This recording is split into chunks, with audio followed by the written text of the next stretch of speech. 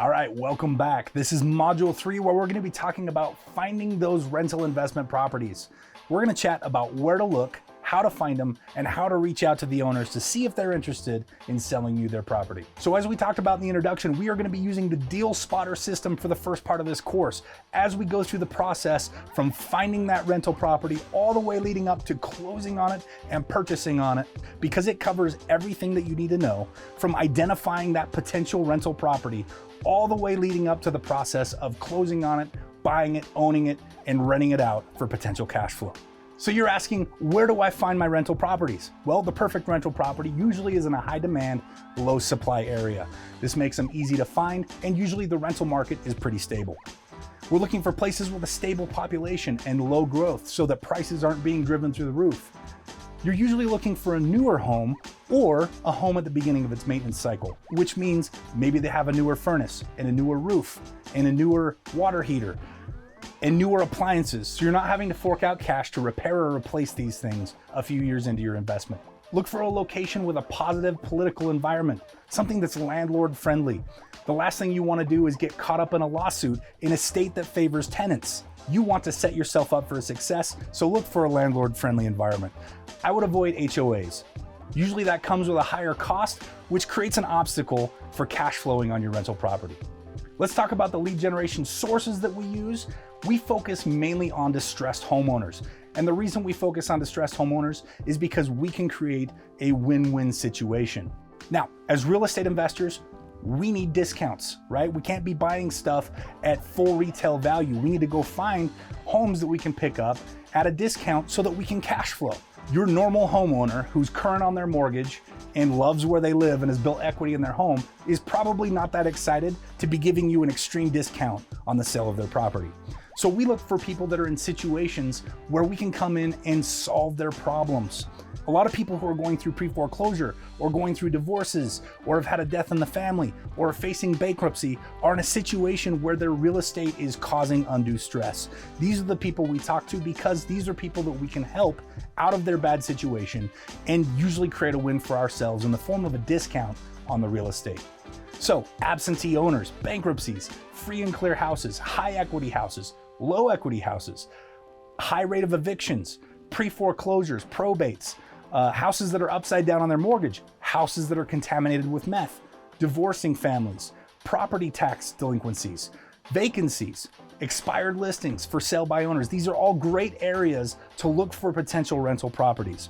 And a lot of times these are opportunities where the homeowner is in some sort of discomfort about their real estate and we can create that win-win scenario. Where do we find these people? My favorite place to look for these types of individuals is county record.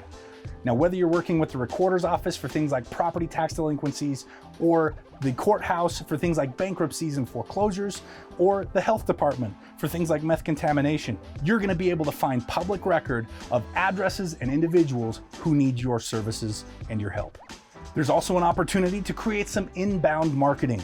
Now you can do this through things like direct mail, sending out postcards and mailers to people, offering to buy their house, and call people who are potentially facing financial hardship. Things like bandit signs, putting signs out on the street saying, we'll buy your house cash or we'll take over your payments. There's always that good old knocking doors. My wife, Maylee, loves this strategy. She has a background in knocking doors from years of selling alarms and solar.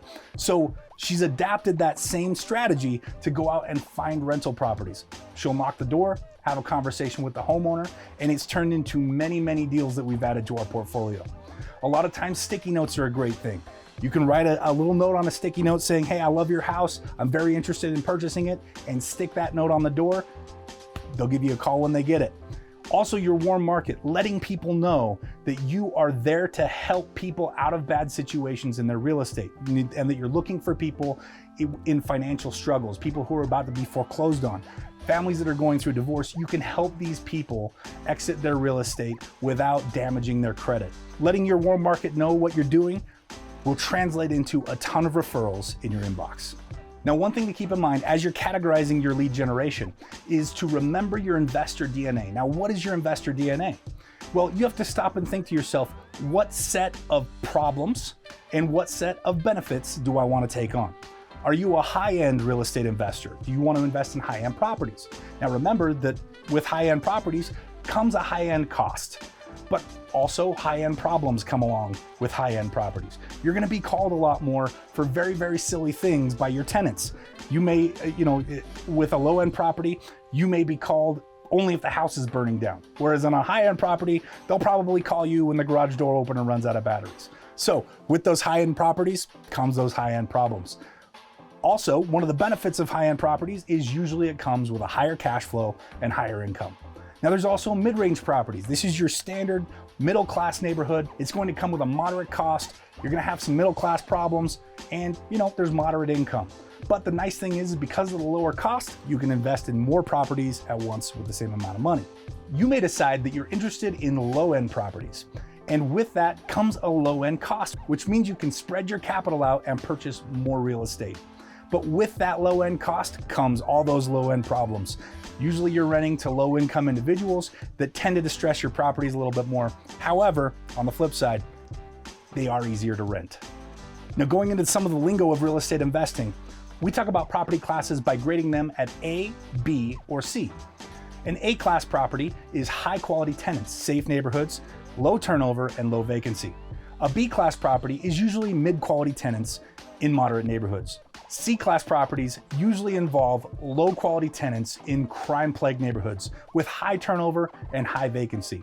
Now, anything beyond that is considered war zone, and that's where we start talking about becoming a slumlord. So it's up to you what class of property you invest in, and it really comes back to your investor DNA. You get to decide where your personality fits best. Would you rather deal with those high-end problems, with low-end problems, or maybe you fall somewhere in between? You get to decide. Now that wraps up our module on finding properties. I look forward to seeing you in the next module. Thanks for watching. If you enjoyed this content, please consider subscribing. If you want to learn even more about this topic, hop on a free one-on-one strategy call with us. All you have to do is visit flippin.education to book your call today. That's flippin.education. Hope to see you there. And until next time, we'll see you on the flip side.